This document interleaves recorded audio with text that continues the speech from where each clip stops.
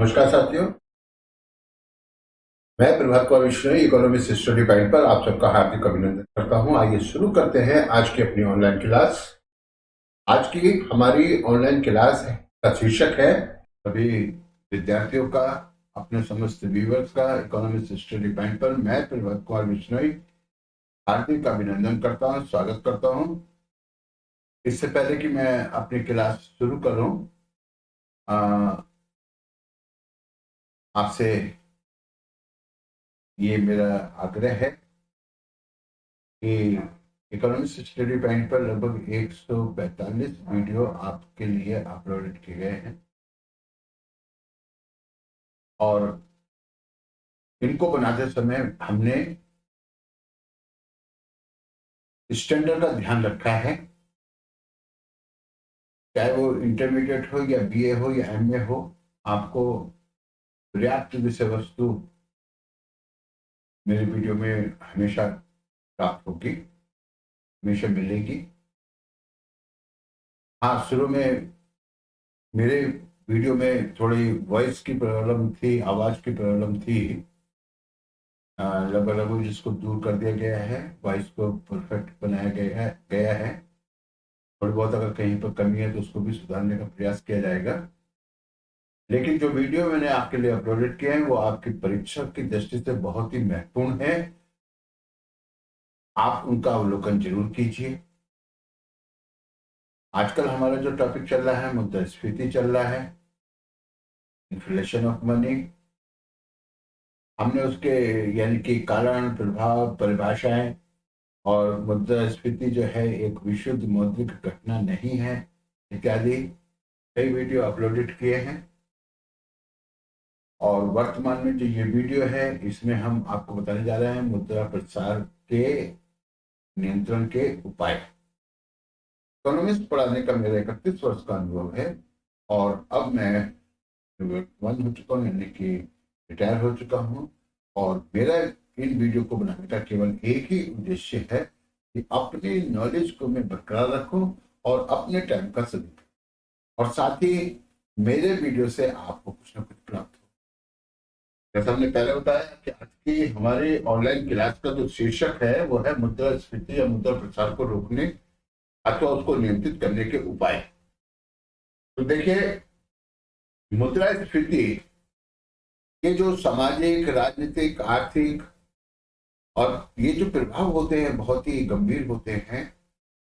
और अगर निरंतर मूल्यों की वृद्धि होती चली जाए, मुद्रा प्रसार होता चला जाए, मुद्रा की क्रय शक्ति गिरती चली जाए, तो सबसे ज्यादा जो प्रभाव होता है निम्न वर्ग पर, मध्यम वर्ग पर पड़ता है इसका। क्योंकि मध्यम वर्ग ही एक ऐसा वर्ग होता है जिसमें बचत करने की प्रवृत्ति होती है। वो अपने से ऊपर वालों के साथ में जाने का प्रयास करता है, नीचे तो वो आ ही नहीं सकता, और इसीलिए वो कुछ ना कुछ बचत करने का प्रयास करता है। लेकिन मुद्रा प्रसार में उसका व्यय बढ़ जाता है और उसकी जो बचतें हैं उन पर कुठाराघात होता है। यदि बचतें राशि की कम होती हैं तो निवेश हेतु धन कम हो जाएगा।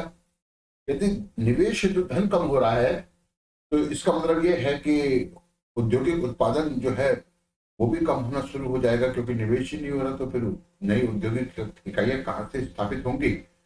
और यदि ऐसा होगा तो बेरोजगारी भी होगी, है ना। तो बहुत सारे उसके गंभीर परिणाम भी होंगे। निरंतर मूल्य में वृद्धि जो है वो राजनीतिक उथल पुथल तो पैदा करती ही है। हमारा जो अंतरराष्ट्रीय व्यापार है वो भी, उसका जो भुगतान यानी व्यापार संतुलन और भुगतान संतुलन है उस पर भी कुप्रभाव पड़ता है। और मुद्रास्फीति को रोकने के लिए कभी कभी बहुत ही गंभीर,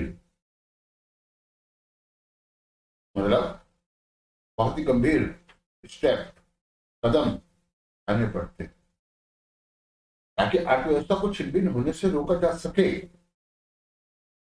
तो जितने भी मुद्रा प्रसार को, सबसे बढ़िया बात तो यही है कि उसको जो है नियंत्रित किया जाए, है ना। जैसे निरंतर वो मुद्रा प्रसार है तो अर्थव्यवस्था के लिए विकास का कार्य करता है।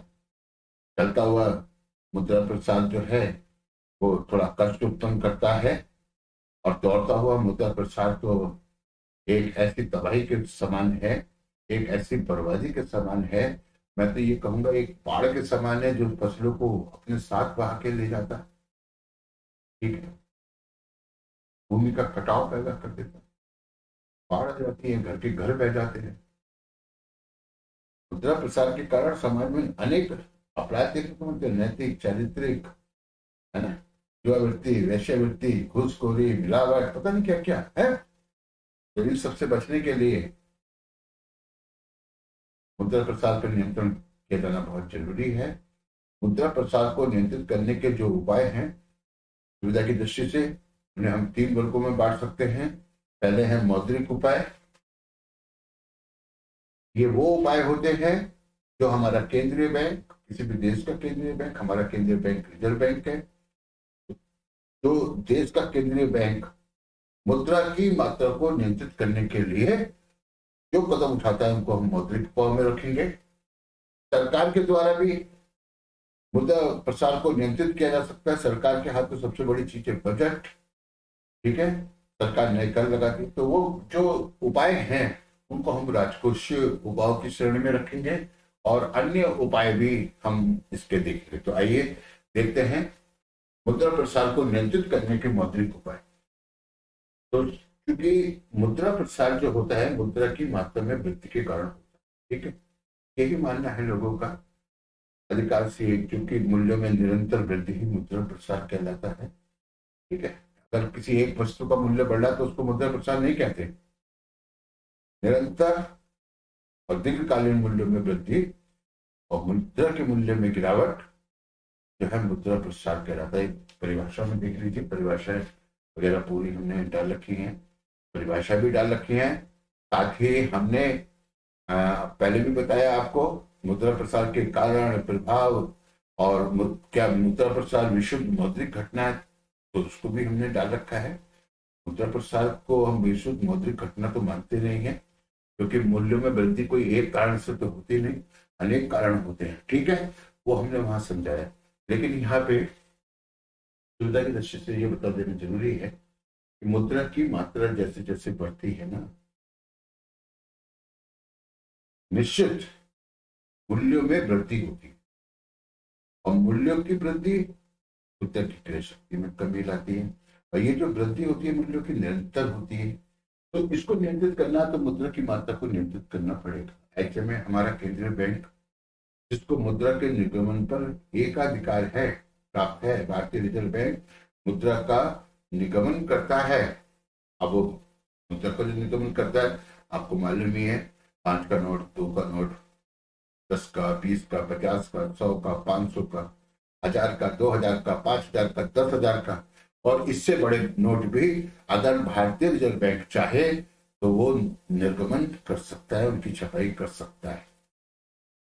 अब ऐसे में क्योंकि जब मुद्रा प्रसार होता है तो रिजर्व बैंक को मुद्रा की मात्रा को कम करना होता है। और मुद्रा की मात्रा रिजर्व बैंक कब कम करेगा? देखिए ना, अगर रिजर्व बैंक बड़े नोट है चलन में, जैसे पिछले दिनों देखा गया था 1000 के नोट, तो ये नोट जो थे विदेशों से भी नकली नोट सबके अर्थव्यवस्था में आ रहे थे। और हमें यार आपको अगर 1000 का नोट नकली मिल जाए तो बताइए मतलब कितना बड़ा नुकसान हो जाता है। ग्राहक, दुकानदार तो कहते तो मना कर दिया, बोले नकली नहीं ले रहा, लेकिन आपको तो मिल गया ना, अब कहाँ से मिला? और हमसे जो जांच करनी शुरू हो जाएगी, भाई कहाँ से लाए ये नकली नोट? ये तो पत्र मुद्रा मान में मतलब कहिए कि विदेशी जो राष्ट्र हैं वो हमारी अर्थव्यवस्था को डामाडोल करने के लिए इस प्रकार की घटनाएं करते रहते हैं। तो मान लीजिए 1000 के नोट है, तो बड़े नोट जो है रिजर्व बैंक उनको, उनके चलन को बंद कर सकता है, उनको रोक सकता है चलने से, चलन में डालने से, किसी विशेष प्रकार के नोट पर रोक लगा सकता है। तो मुद्रा की मात्रा को कम करना रिजर्व बैंक के लिए बहुत जरूरी है। तो एक तो वो सीधे सीधे मुद्रा की मात्रा को अपने थ्रू कम कर सकते हैं, बड़े नोटों को चलन में बैन कर दो, बहुत मुद्रा कम हो जाएगी। इसके अलावा साख मुद्रा की मात्रा को नियंत्रित करना, अब साख का नियमन तो रिजर्व बैंक का प्रमुख कार्य है। साख का नियमन होना भी बहुत जरूरी है, क्योंकि साख का प्रसार, जब अनाधुन प्रसार शुरू होता है तभी मुद्रास्फीति की स्थिति बनती है। बैंकों में क्या होता है कि 100 रुपए का नोट अगर जमा हो गया तो इस 100 रुपए का नोट जमा हो गया, 100 रुपए जो है बैंक को जमा हो, तो बैंक किसी को भी नकद नहीं देता, चाहे 1 लाख हो या 5 लाख हो या 10 लाख हो। वो केवल इतना करता है कि जैसे आपका अकाउंट है, आपका अकाउंट खुलवा देगा बैंक के अंदर, चाहे पंजाब हो या स्टेट बैंक हो या अन्य कोई बैंक हो। आपका अकाउंट खुल गया, आपने लोन मांगा, तो बैंक ने क्या, मतलब बैंक ने क्या करना है, सॉरी, बैंक ने क्या करना है, बैंक ने करना है कि जैसे आपने 10 लाख का लोन लिया तो उसने 10 लाख रुपए आपके अकाउंट में डाल दिए, ठीक है।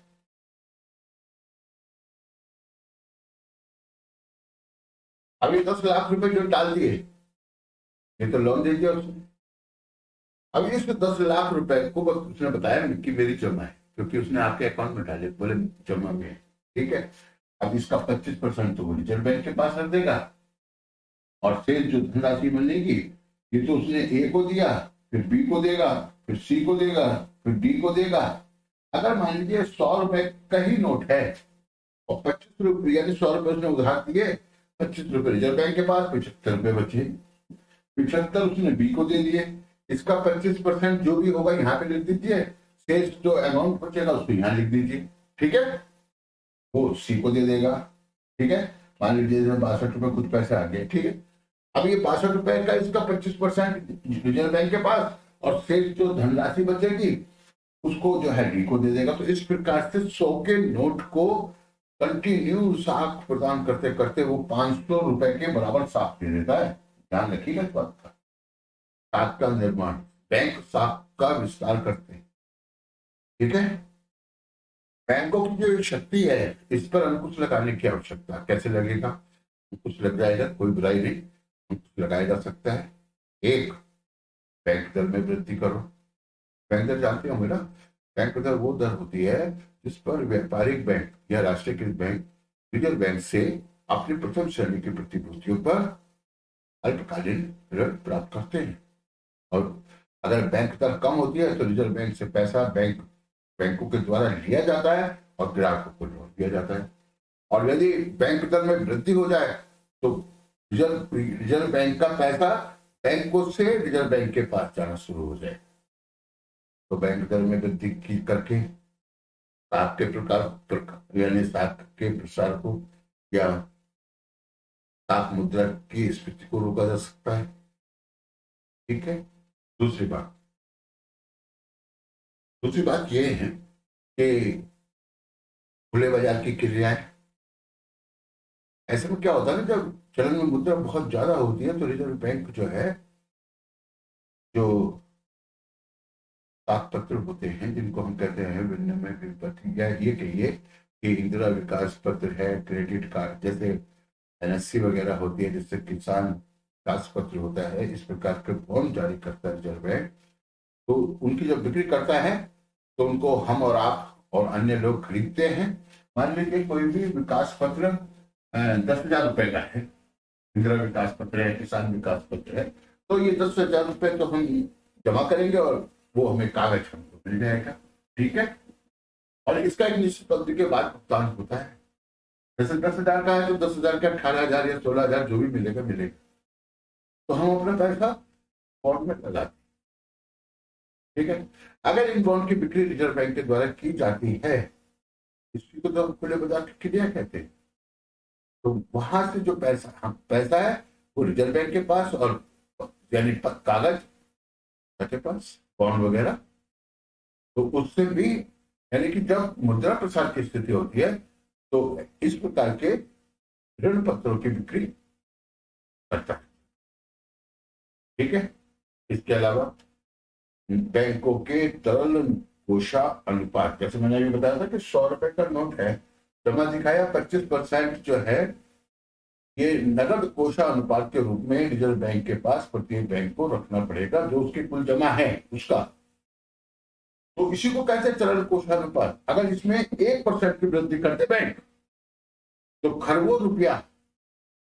अरबों खरबों रुपया रिजर्व बैंक के पास वापस आ जाएगा। और यदि 1% इसकी कमी कर दे तो बैंक के रिजर्व बैंक की तिजोरी से जो पैसा है वो व्यापारिक बैंकों की तिजोरी में चला जाएगा। ये बहुत बड़ा अस्त्र है। तो इससे भी जो है साख मुद्रा की मात्रा को नियंत्रित किया जा सकता है। ठीक है, इसके ये चीज हो गया।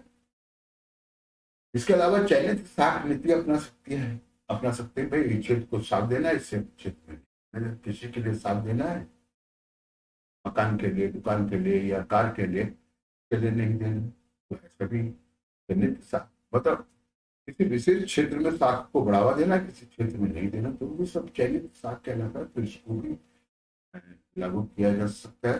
तो साख का यदि नियमन हो जाए, नियंत्रण हो जाए, मुद्रा प्रसार पर कंट्रोल हो सकता है। नेक्स्ट है राजकोषीय उपाय। इसमें वो उपाय आते हैं जो सरकार, ठीक है, सरकार क्या कर सकती है? सरकार करों में वृद्धि कर सकती है। लेकिन जब करो किसी भी प्रकार के कर में वृद्धि होती है, मान लीजिए डायरेक्ट इनकम टैक्स जो होता है, अगर उसमें वृद्धि की जाए, 5% से बचा के 10% कर दिया जाए, तो एक बड़ी अमाउंट जो है सरकार के पास में पहुंच जाएगी मुद्रा की। अब ये तो नहीं होता कि सरकार निश्चित मात्रा में करों की वृद्धि कर पाएगी। अगर उसने अनाधुंध करों को बढ़ाने की कोशिश की तो जनता उसके खिलाफ खड़ी हो जाएगी। ऐसा तो कोई भी सरकार नहीं चाहेगी ना। लेकिन जो उचित है उतनी वृद्धि सरकार कर सकती है, नए कर लगा सकती है। ठीक है, तो करों में वृद्धि करके सरकार जनता के हाथ से अतिरिक्त क्रय शक्ति ले सकती है, जिसके कारण जो है जनता की मांग कम हो जाएगी, मूल्य जो है जो बढ़ रहे थे वो घटने लगेंगे, मुद्रा की क्रय शक्ति बढ़ने। इसके अलावा सार्वजनिक ऋणों में वृद्धि। सरकार जो है सार्वजनिक ऋण लेती है जनता से लिए जाने वाले ऋण जो है सार्वजनिक ऋण। अब जैसे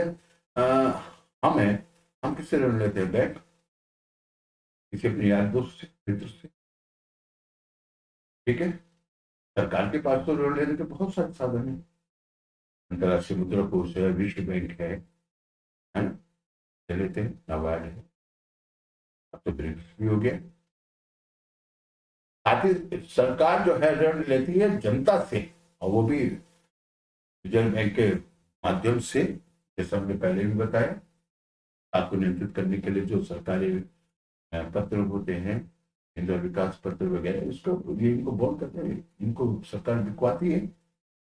तो इसके माध्यम से ऋण लेती है। यदि ऋण लेती है सरकार तो उसको एक निश्चित अवधि के बाद चुकाना भी होता है। मुद्रा प्रसार में सार्वजनिक ऋणों में वृद्धि करनी चाहिए सरकार को। इसके अलावा बचतों को प्रोत्साहित करना चाहिए।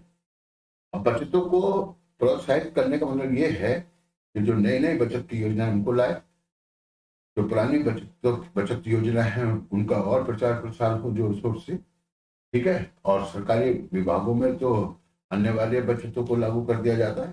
ठीक है, ये सब जो है मुद्रा प्रसार को रोक सकते हैं। संतुलित बजट नीति, ऐसा होता है ना, बजट 3 प्रकार के होती है, पहले ही बताया, आप देखिएगा ना वीडियो में पिछले। एक तो होता है अधिशेष बजट, है ना, इसमें जो आय है और जो खर्च है, तो खर्च आय से कम होता है। मतलब मेरी आय 5,000 है, मेरा खर्च 3,500, तो 1,500 बच रहा। यही बात सरकार की है। यदि सरकार की आय 5,000 करोड़ है, सरकार केवल 3,500 करोड़ खर्च कर रही है, तो ये अधिशेष बजट रहेगा। एक होता है संतुलित बजट, जितना खर्च है, जितनी आय है उतना ही खर्च। तो संतुलित बजट, सरकार की आय 3,500 करोड़ और सरकार की जो व्यय है, खर्च है 3,500 करोड़। संतुलित बजट। और घाटे के बजट, आय तो कम है और खर्च ज्यादा है। आय है 3,500 करोड़, खर्च कर रहे हैं 5,000 करोड़, तो 1,500 करोड़ कहाँ से लाएंगे? तो सरकारी जमीन कराने के। तो ये जो है, इसको हम कहते हैं, क्या कहते हैं? घाटे का बजट। अब ये जो बजट होता है, घाटे का बजट तो मुद्रा प्रसार के दौरान तो बनाना नहीं चाहिए। यहाँ पर यह देखना जरूरी है कि सरकार को संतुलित बजट नीति को मतलब किसी ने कहा है कि अधिक शेष बजट बनाना मूर्खतापूर्ण होता है और संतुलित बजट बनाना लाभप्रद हो सकता है, और घाटे का बजट बनाना कभी कभी बुद्धिमानी होता है। और ये तब होता है जब हमें हमारे देश में मंदी आ रही हो या हमें अपने उद्योग धंधों का विकास करना हो, अब ये जो विकासशील राष्ट्र होते हैं या बचतों का अभाव होता है जिससे निवेश के लिए पर्याप्त धन नहीं हो पाता, ऐसे में सरकार हिन्नात प्रबंधन का सहारा लेती है और ये विकास के लिए बहुत जरूरी भी है। लेकिन अगर निरंतर घाटे के बजट बनते रहते हैं ना, तो वो तो एक फिसलने वाला मार्ग हो गया, फिसलने वाला मार्ग। और किसी ने कहा है कि यानी निरंतर घाटे के बजट योजना पर चलने वाला राष्ट्र फिसलने वाले मार्ग पर चलता है, इससे बचने के लिए कोई भी प्रयास कमतर है। तो साथियों, मुद्रा प्रसार काल में संतुलित बजट नीति को सरकार को बनाना चाहिए, संतुलित बजट नीति को अपनाना चाहिए। इसके अलावा सरकार अधिमूल्यन का सहारा लेती है। एक होता है अवमूल्यन, जब हम जानबूझकर विदेशी मुद्रा की तुलना में अपने देश की मुद्रा का मूल्य गिरा देते हैं, तो उसको अवमूल्यन कहते हैं। ठीक है। और जब यानी विदेशी मुद्राओं की तुलना में हम अपनी मुद्रा के मूल्य में वृद्धि कर देते हैं, तो उसे अधिमूल्यन कहते हैं। यानी मुद्रा के बाहरी मूल्य में वृद्धि करना अधिमूल्यन कहलाता है। जब हमारी मुद्रा की क्रय शक्ति बढ़ेगी, तो इसका मतलब यह है कि अब हम पहले की तुलना में अधिक आयात कर पाएंगे। तो इससे क्या होगा, आयातों को प्रोत्साहन और निर्यात। तो ऐसे में विदेशों से वस्तु देश में आएंगी, वस्तु का जो अभाव है, वस्तु की मात्रा में जो वृद्धि होगी, तो उससे जो है मूल्य को नियंत्रित करने में मदद मिलेगी। लेकिन ये सुझाव जो है थोड़ा सा अटपटा सा लगता है। इस पर तो सरकार को थोड़ा ध्यान देना चाहिए, है ना, क्योंकि जानबूझकर मूल्यों में गिरावट करना भी अच्छा नहीं है, है ना। सरकार आवश्यक वस्तुओं का निर्यात कर सकती है, स्वयं निर्यात करवा सकती है। प्याज खत्म हो जाए, प्याज मंगाती है सरकार, है ना। इस प्रकार की बहुत सारी बातें सरकार अपने राजकोषीय उपायों का सहारा लेते हुए जिन वस्तुओं का अभाव है वस्तु को करे। एक तो ये हो गया। दूसरा जो सरकार जो है अधिमूल्यन के माध्यम से अपना कर्जा भी तो बढ़ा लेगी। ऐसा क्यों करना है? चलिए, अन्य उपाय, इसमें उत्पादन में वृद्धि। उत्पादन में वृद्धि के लिए क्या किया जाए? भाई हमारा कृषि उद्योग है, कृषि है, उद्योग है, उसमें पर्याप्त मात्रा में हम सब्सिडी वगैरह देकर, सहायता देकर, आर्थिक सहायता देकर, अच्छी नीतियां बनाकर, ठीक है, नए उद्योगों की स्थापना में अगर नीतियां अच्छी होंगी तो होंगी। विदेशी पूंजी आमंत्रित की जाए, वहां पे जो है कि हम अगर उद्योग धंधे अच्छे करके लग रहे हैं तो उसमें उत्पादन व्यवस्था बनने ऐसे, क्योंकि उपभोक्ता वस्तुएं हैं, तो इन वस्तु के उत्पादन को बढ़ाने का प्रयास करें। सरकार स्वयं जो है उद्योग धंधे स्थापित करके इस प्रकार की वस्तु के उत्पादन को बढ़ा सकती है। तो उत्पादन में वृद्धि होना जरूरी है। उत्पादन में वृद्धि होगा तो सीधी है, वस्तु की सप्लाई वृद्धि होगी तो मूल्य घटेंगे। मुद्रा प्रसार पर नियंत्रण, मूल्य नियंत्रण, ये प्रोफेसर फिशर ने कहा है कि मूल्य नियंत्रण किया जाना बहुत जरूरी है। अब मूल्य नियंत्रण करना है तो इसके लिए भी बहुत सारे तरीके हो सकते हैं। भाई सबसे पहले तो सरकार उन ऐसी वस्तुओं को चिन्हित करे ना जिनकी मांग पूर्ति से अधिक है, वस्तु की रासायनिक व्यवस्था लागू किया जाए। ठीक है। और जो ऐसी वस्तुएं हैं जिनके मूल्य ज्यादा बढ़ रहे हैं, तो सरकार जो है न्यूनतम यानी अधिकतम मूल्य जो है निर्धारित कर दे, उस नीति को अपनाए।